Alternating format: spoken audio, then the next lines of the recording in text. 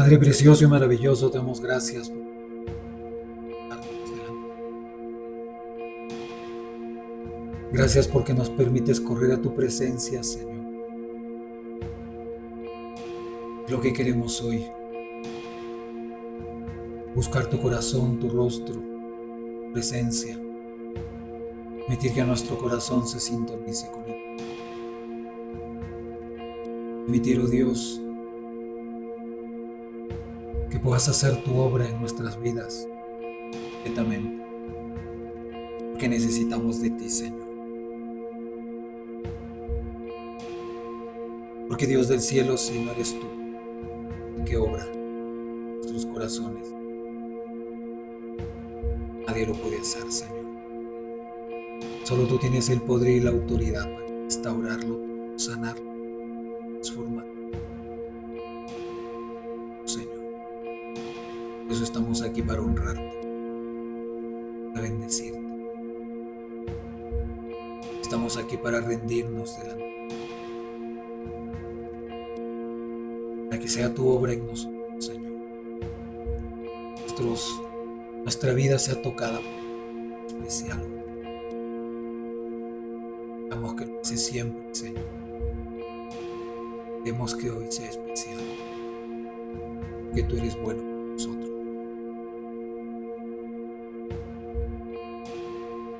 Gracias porque tú lo haces posible, Señor.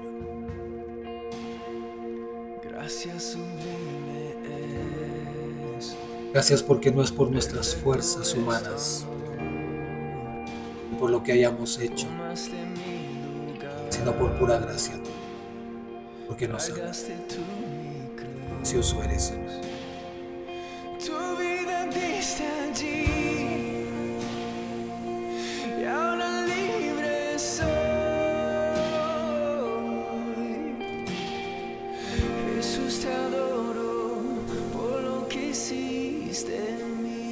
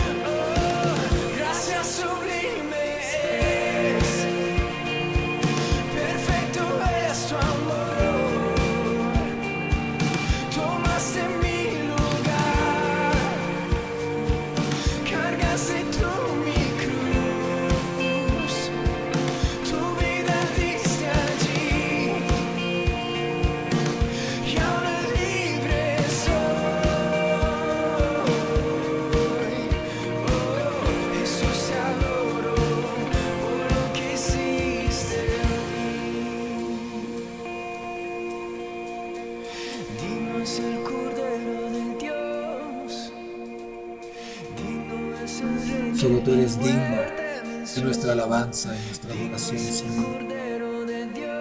Solo tú eres grande y poderoso. Solo tú eres bueno, Rey. Tú eres maravilloso. Solamente tú mereces nuestra alabanza, nuestra adoración, Señor. Lo has dado todo. Tu Padre, enviaste a Jesús para que muriera por nosotros, para que diera su vida, para que llegara hasta la última gota de su sangre, para salvarnos, para restaurarnos, para librarnos, para perdonarnos, para pagar el precio de nuestra redención, para traernos libertad, vida eterna, Señor. Tú lo hiciste. Te damos gracias, Señor. Tú eres digno, maravilloso, Dios. Tú eres grande, Rey, precioso, maravilloso eres tú, Señor. Digno es el Rey que la muerte venció. Digno es el Cordero de Dios. Digno es el Rey que la muerte venció. Digno es el Cordero de Dios. Digno, digno. Gracias sublime es. Perfecto es tu amor. Tomaste mi lugar. Cargaste tú mi cruz. Oh, tu vida diste allí. Y ahora libre soy. Oh, Jesús, te adoro por lo que hiciste en mí.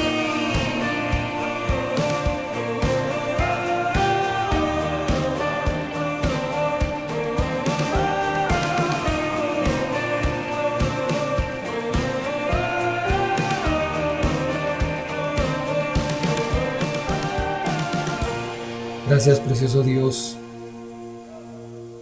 porque eres tú el que obra en nuestras vidas. A veces no nos damos cuenta, Señor, pero todos los días estás tú haciendo tu obra en nosotros, transformando nuestros corazones, cambiando nuestra manera de pensar, de ver, de enfrentar la vida. Eres tú el que lo haces, Señor, porque solo tú tienes el poder y la autoridad de hacerlo. Nadie más, sino solamente tú, Señor. Por eso te honramos, Padre. Te bendecimos, Señor. Eres grande. Tú eres maravilloso. Eres el Rey de Reyes, el Señor de Señores. Eres tú el que toca nuestro interior y lo transforma. Eres tú el único que puede sanar de verdad. Eres tú el único que puede hacer camino donde no. Eres tú el único que puede tocar nuestras vidas, darle sentido a todo lo que sucede a nuestro alrededor. Eres tú el único que puede alentar y animar nuestro corazón. Solamente tú, Señor. Por eso te honramos. Aquí estás, debemos mover, te adoraré, te adoraré. Aquí estás, obrando en mí, te adoraré, te adoraré. Aquí estás. Debemos mover, te adoraré, te adoraré. Aquí estás, obrando en mí, te adoraré, te adoraré. Te cantamos, milagroso, abres camino, cumples promesas, luz en tinieblas, mi Dios, así eres tú. Milagroso, abres camino, cumples promesas, luz en tinieblas,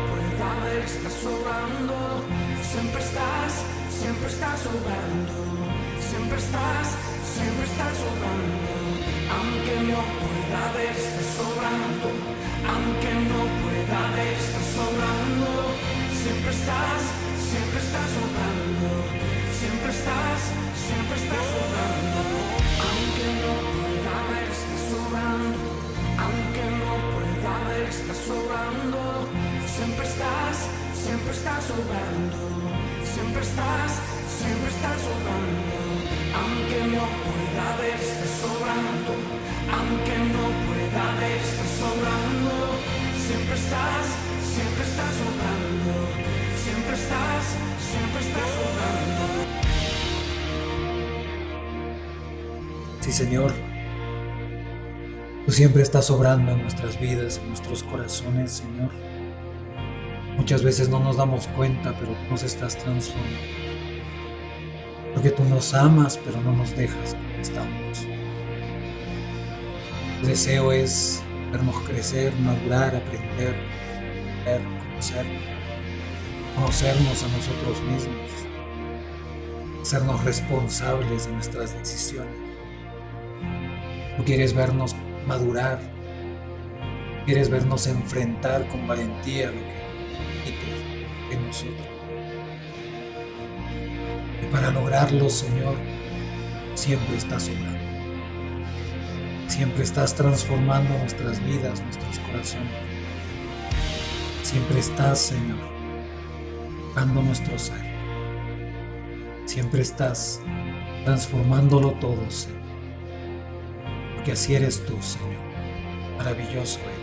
Aunque no pueda ver, estás obrando, aunque no pueda ver, estás obrando, siempre estás obrando, siempre estás obrando, aunque no pueda ver, estás obrando, aunque no pueda ver, estás obrando, siempre estás obrando, siempre estás obrando, aunque no pueda ver, estás obrando, aunque no pueda ver, estás obrando, siempre estás obrando, siempre estás obrando,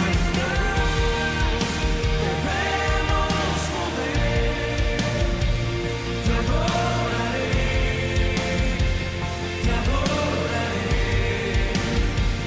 aquí estás, obrando en mí, te adoraré,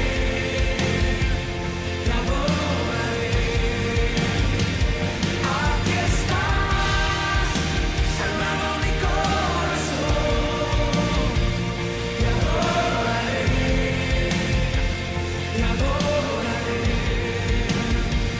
aquí estás, tocando mi corazón, te adoramos,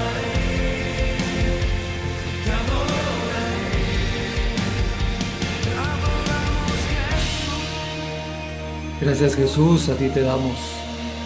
Porque eres tú el que guía nuestros pasos, eres nuestro Maestro, eres nuestro Señor. Porque tú tienes cuidado de nosotros, Señor.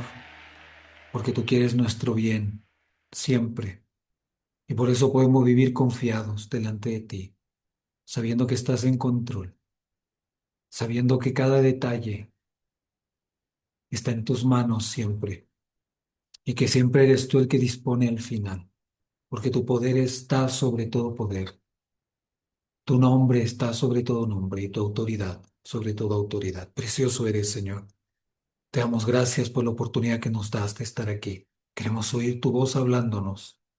Permite que tu palabra quede escrita en nuestros corazones y que lo que hoy nos vas a enseñar, Señor, quede grabado en lo profundo de nuestro ser. Queremos ser como tú quieres que seamos, Señor. Transfórmanos. Aquí estamos delante de ti. Amén. Amén. Muy bien.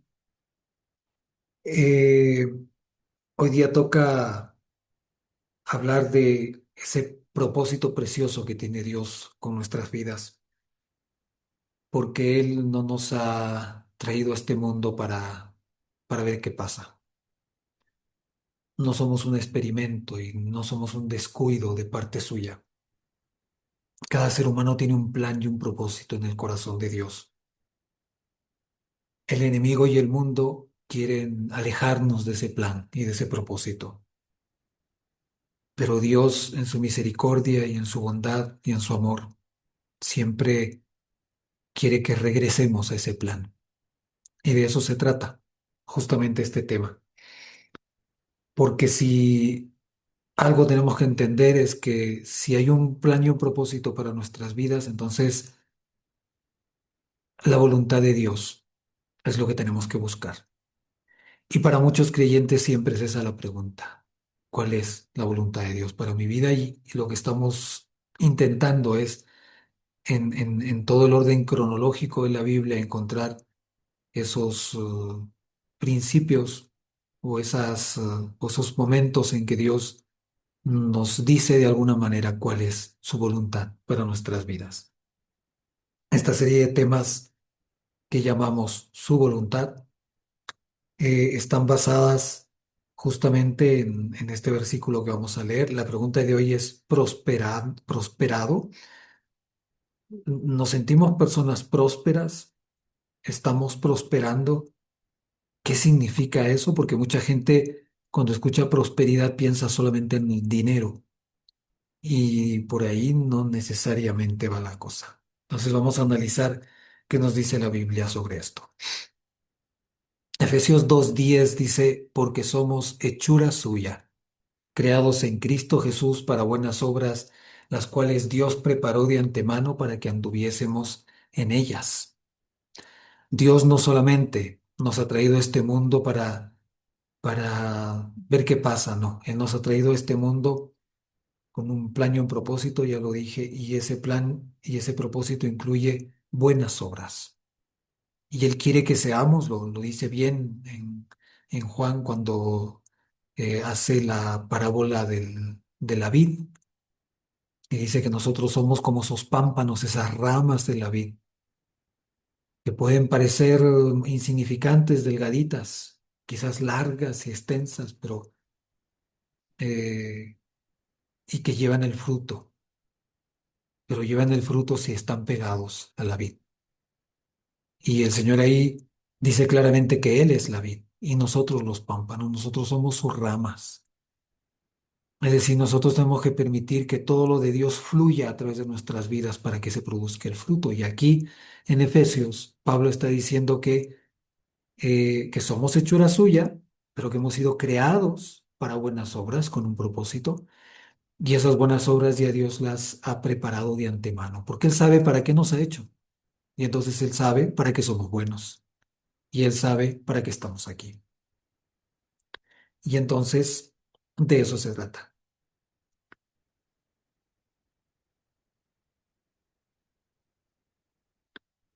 Muy bien. Entonces, vamos a ver qué tiene que ver esto del prosperado, porque recuerden que estamos viendo la historia de José, uno de los hijos de Jacob, pero uno de los personajes bíblicos que nos enseña mucho de cómo es el plan de Dios justamente para una persona. Dios tenía un plan con José, y si algo tuvo José es que supo conectar con ese plan, independientemente de sus circunstancias, porque sus circunstancias no fueron fáciles. Desde el principio las cosas se ponían medio color de hormiga, pero José supo cómo sintonizar su corazón con el de Dios para estar en su propósito siempre. Y eso es lo que tratamos hoy de analizar en esta porción de la historia de José.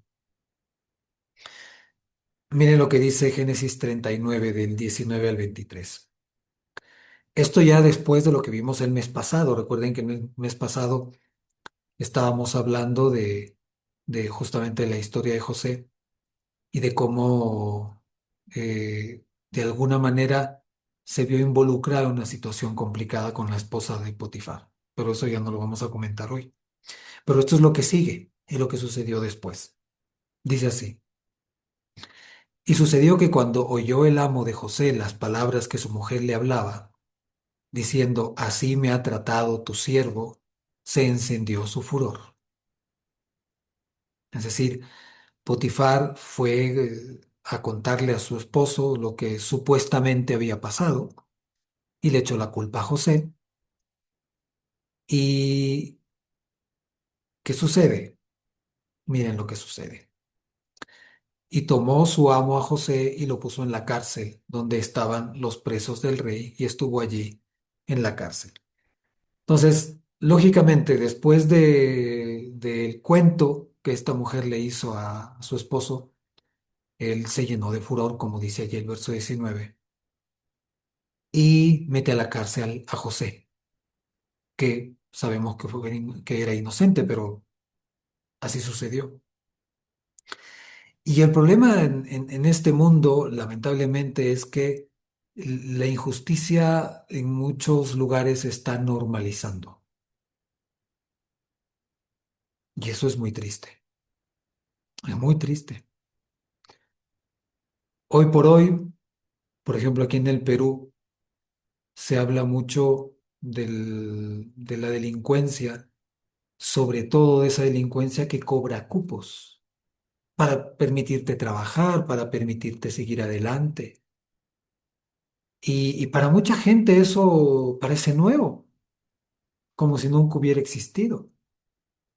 Quizás no existía de esa manera, es decir, quizás hace unas décadas atrás, el que te asaltaba y te obligaba a pagar un cupo no te amenazaba con matarte. Quizás ahora sí, y quizás esa es la única diferencia,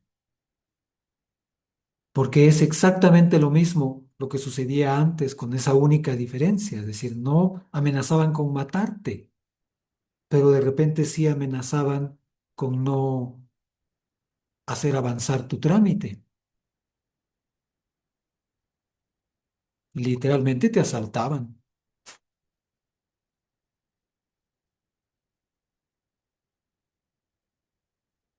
literalmente te asaltaban.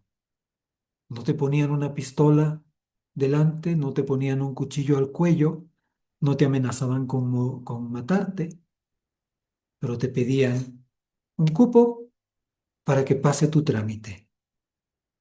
¿No es lo mismo? Te detenían, te asaltaban y te amenazaban. Quizás la única diferencia era eso, que no te decían, bueno, te matamos o a tu familia si no nos pagas, ¿no? Pero para mucha gente un trámite es importante y si ese trámite se detienen un montón de cosas. Se detienen un montón de proyectos, de planes familiares, de esfuerzos, y si no hay el dinero o si ese es un dinero extra que uno de repente en los procesos de ese trámite está gastando y encima llegas a un lugar donde encima te quieren cobrar un extra, es un abuso y es una maldad. Y eso nos sorprende porque como hace mucho tiempo sucede en casi todo el estado, y esa gente que gana un sueldo y que ganan un sueldo todos los meses. La pregunta es, ¿por qué piden más? ¿Por qué? ¿Por qué te asaltan? ¿Por qué asaltan a las personas que de repente están necesitadas, que de repente sí están apuradas porque necesitan arreglar su situación, porque necesitan un permiso, porque necesitan una autorización, porque necesitan algo importante para terminar un trámite, para terminar una etapa, un algo pendiente en sus vidas, y viene alguien y los asalta? Paga, porque si no, no. Porque si no, no voy, porque si no, no pasa tu papel, porque si no, no te va a salir, porque si no, ponemos trabas, porque si no, lo perdemos tu expediente. No es lo mismo. ¿Cuántos proyectos de repente han muerto porque no hubo el dinero para pagarle a ese delincuente que ganaba y gana un sueldo por el Estado? Es lo mismo. La única diferencia es que no te ponen una pistola delante y no te amenazan con matarte. Pero de repente sí han amenazado con matar tus sueños, tus esperanzas, tu justicia. Y se va normalizando. Se va normalizando al punto que ya no suena como si fuera algo malo. No, y allá casi uno va a ciertas oficinas diciendo, bueno, ¿cuánto necesitará? Y eso que cuánto necesitará. Yo me acuerdo cuando era joven, eh, el cupo de hoy o la coima de esa época, que es robo al final, era para una gaseosita. Bueno, para una gaseosita, oye, hasta voy yo y la compro porque de repente hace calor y la tomamos entre todos. Pero eso era hace unas décadas atrás. Ahora ya no es una gaseosita. Ya son varios cientos de soles. Y 100 suena poquito. O sea, 100 es, te dice el favorazo, ¿no?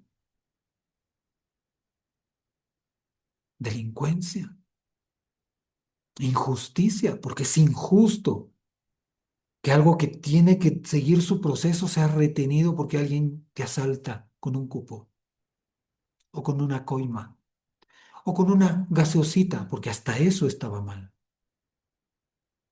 Pero sin embargo se va normalizando, se va volviendo parte de... Y entonces ya es en construcción civil, eso ha sucedido hace décadas atrás. Querías trabajar en construcción civil, ah, pero tenías que pagar aquí, pagar allá, pagar más allá, para que no te pase nada. Y llegó un momento en que era la norma, o sea, el que quería trabajar, ¿a quién tengo que pagarle? Como si fuera lo normal. Qué pena, qué triste. Pero así es el mundo de injusto. Y por eso el mundo siempre está en contra de Dios, porque Dios es justo y porque a Dios no le agrada la injusticia. Y por eso el mundo está en conflicto con Dios. Ese es el problema. Aquí, muchos siglos antes de que muchas de esas normas que por mucho tiempo se han considerado la ética y la moral del mundo y que ahora se quieren derribar completamente, existían también injusticias. Eran contaditas, habían casos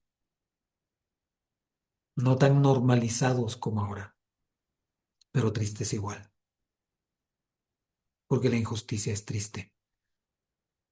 Por eso es que a Dios no le agrada. Y tomó su amo a José y lo puso en la cárcel donde estaban los presos del rey, y estuvo allí en la cárcel. Pero Jehová estaba con José y le extendió su misericordia y le dio gracia en los ojos del jefe de la cárcel. ¿Qué sucedió allí? José fue enviado a la cárcel, pero Dios estaba con él. Y como Dios estaba con él y le extendió su misericordia, porque José anhelaba hacer la voluntad de Dios, anhelaba honrar a Dios y anhelaba estar en sus planes, aunque las circunstancias no fueran fáciles. Pero José siempre anhelaba hacer la voluntad de Dios. Él sabía que había venido a este mundo con un propósito y que si Dios permitía que él terminara en la cárcel, era parte del propósito de Dios. Si nosotros entendiéramos eso, como lo entendía José, no andaríamos de queja en queja, sino andaríamos dándole gracias a Dios, porque las circunstancias que nos tocan enfrentar, a veces difíciles, no son peores, porque podrían serlo. Dice, y le dio gracia en los ojos del jefe de la cárcel, es decir, hizo que el jefe de la cárcel lo viera a José, viera en José algo especial. Y es que tenía algo especial, estaba con Dios, Dios estaba con él. Y el jefe de la cárcel entregó en mano de José el cuidado de todos los presos que había en aquella prisión. Todo lo que se hacía allí, él lo hacía. Exactamente lo mismo que pasó cuando José llegó a la casa de Potifar como esclavo. Potifar se dio cuenta que él tenía algo especial, Dios con él, y él con Dios, y le entregó la administración y puso a su cargo todo lo que tenía que ver con su casa. Exactamente lo mismo que pasó en la cárcel. Y claro, José era una persona esforzada, era una persona que no dejaba las cosas para el final, era una persona que hacía su trabajo, que era diligente, que no lo pensaba dos veces, lo que tenía que hacer lo hacía y no esperaba que le digan. Es decir, José era de esas personas que veía un papel allí, lo cogía y a la basura, y si no había basura, al bolsillo hasta que encuentre una basura. Así era José. No estaba esperando que le digan, oye, barre, oye, limpia, oye, haz. Él hacía lo que le tocaba hacer y lo que veía que podía hacer.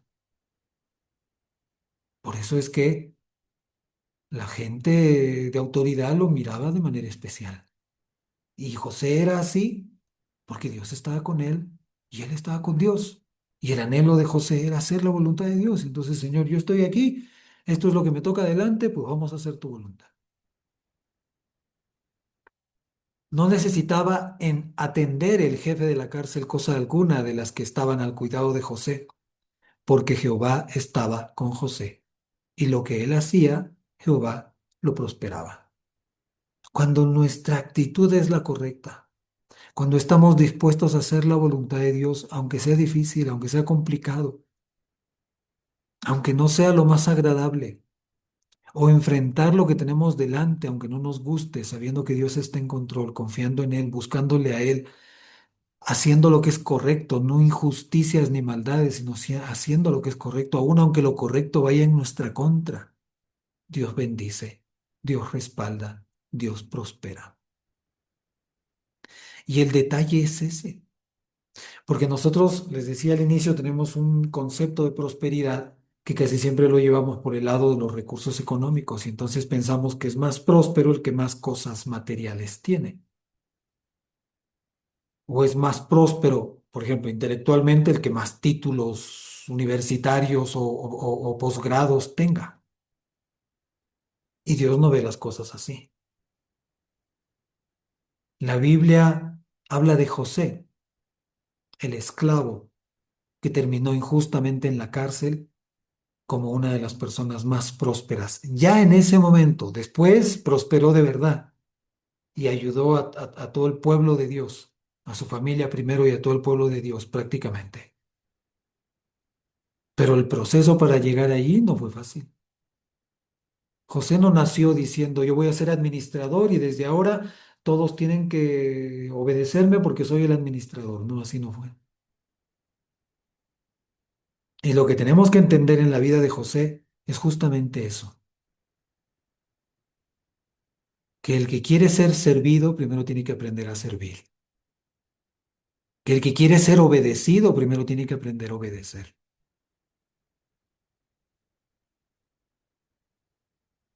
que el que quiere enseñar primero tiene que aprender, primero tiene que ser enseñado. Y Dios que hace las cosas en orden, lo hace así. El que quiere tener recursos materiales primero tiene que aprender a administrarlos. Bien. Y Dios comienza con lo más pequeñito o con lo más difícil. ¿Quieres ser un buen administrador? Muy bien. Toma 10 soles y administralos bien. Es muy poquito, pues hasta que no lo administres bien no te voy a dar más.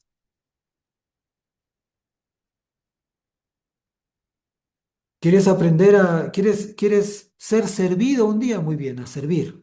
Primero como esclavo, después como prisionero. Eso es prosperidad. Eso es ser próspero. Cuando Juan en esa carta dice, hermano, yo deseo que tú seas prosperado en todo, así como prospera tu alma, está hablando de esa prosperidad integral que Dios quiere para todos. Porque la prosperidad tiene que empezar por dentro, tienes que primero hacerte responsable para poder responsabilizarte de los bienes que Dios te va a dar. Pero primero tienes que ser responsable con tu propia vida, responsable con tus propios errores, asumir tu responsabilidad. En lo contrario, y el problema del mundo es justamente ese. Todos quieren poder, pero sin haber servido. Todos quieren ser el jefe, pero sin saber cómo se limpia un baño. Todos quieren ser el especial, sin haber sido primero el que sirve. Y por eso el Señor Jesús, siendo Dios, vino a servir, no a ser servido, sino a servir, para mostrarnos que esa debería ser nuestra actitud. Y eso para Dios es la verdadera prosperidad.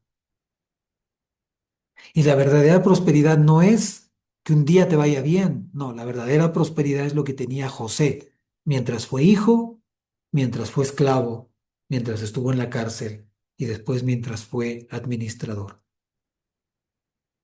¿Qué era lo que tenía en cada una de esas etapas? Tenía algo especial. Jehová estaba con José. Eso es prosperidad. Que Dios esté contigo y tú estés con Él.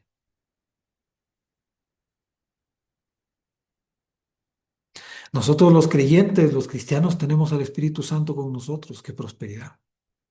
Es Dios en nosotros, el Emanuel,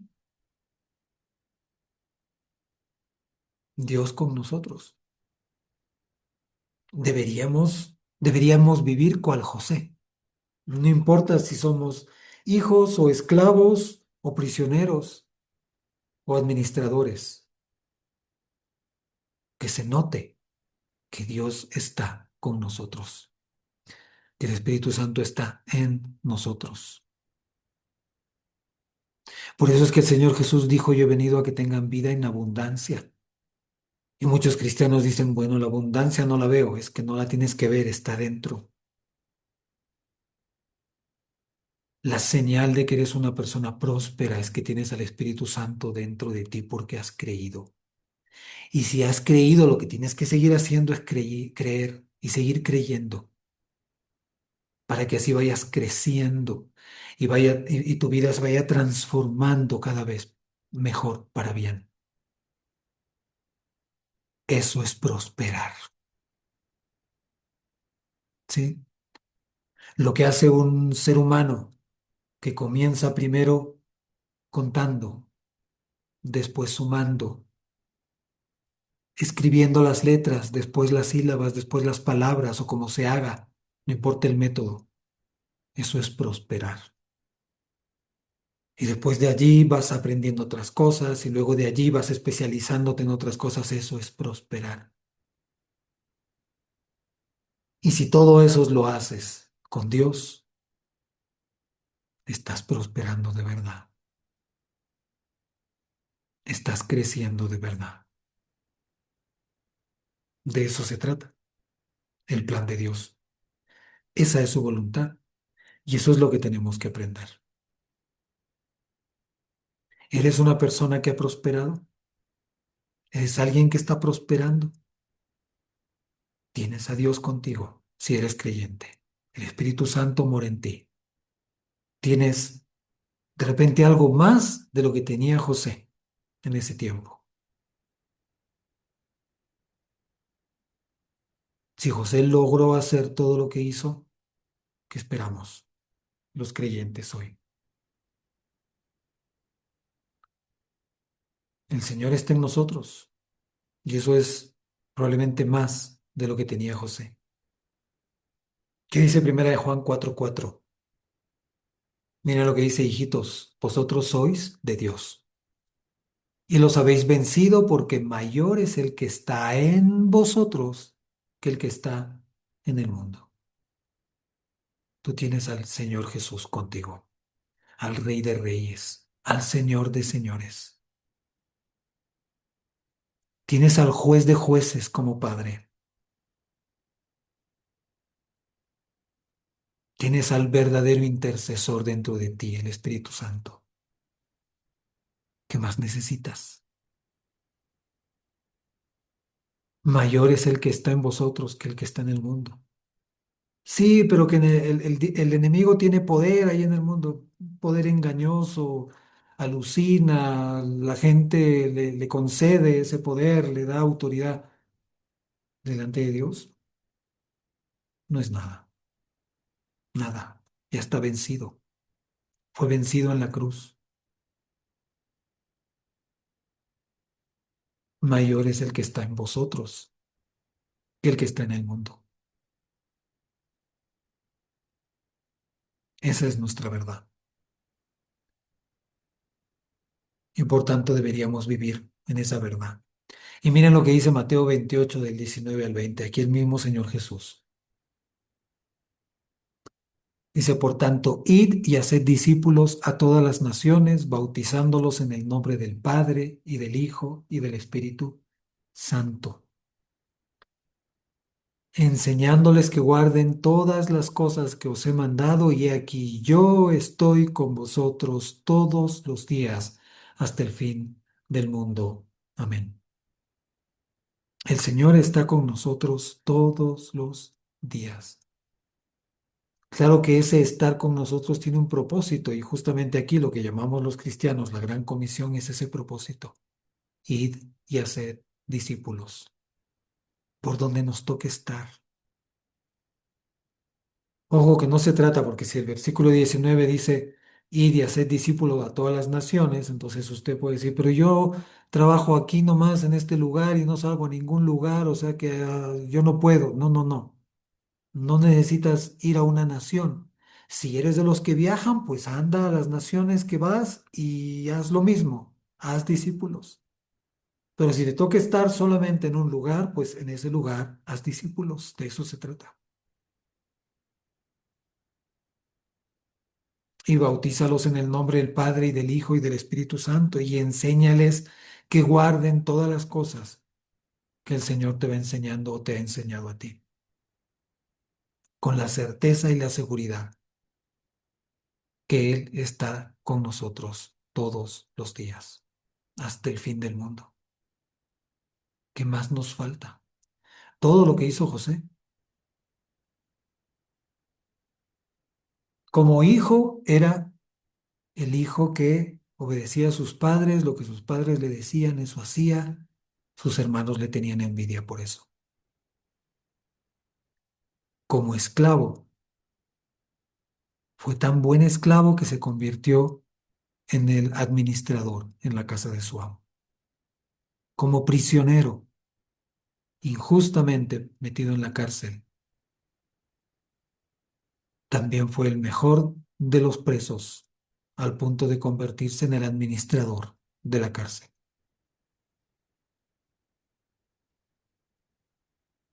Y vamos a seguir estudiando la vida de José, pero hay que aprender.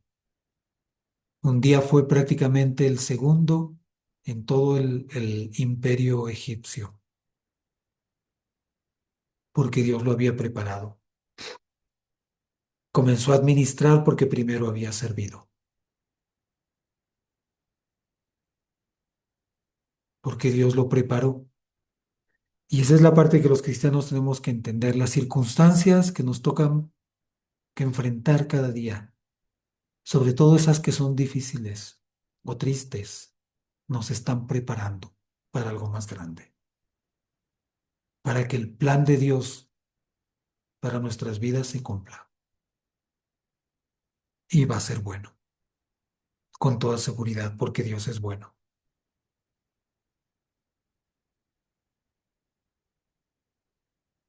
Entonces entendamos que su voluntad es que aprendamos a confiar en el Señor sabiendo que está en nosotros para siempre, que Él tiene el control y que si está en nosotros, podemos hacer su voluntad con total seguridad de que Él está obrando, de que Él nos está dando fuerzas cuando necesitamos fuerzas, nos está dando dirección cuando necesitamos dirección, nos está dando lo que necesitemos en ese momento, sobre todo en esos momentos complicados y difíciles. Cada uno de esos momentos que nos tocan enfrentar son momentos en que Dios nos está transformando. para hacernos crecer, para hacer su voluntad. Vamos a orar. Padre precioso y maravilloso, te damos gracias por tu palabra. Te damos gracias porque tú nos enseñas con verdad, porque tú nos muestras, Señor, que necesitamos de ti, que lo mejor que nos ha pasado es encontrarnos contigo,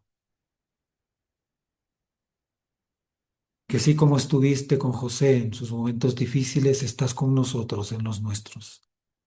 A veces no somos conscientes, pero es la verdad.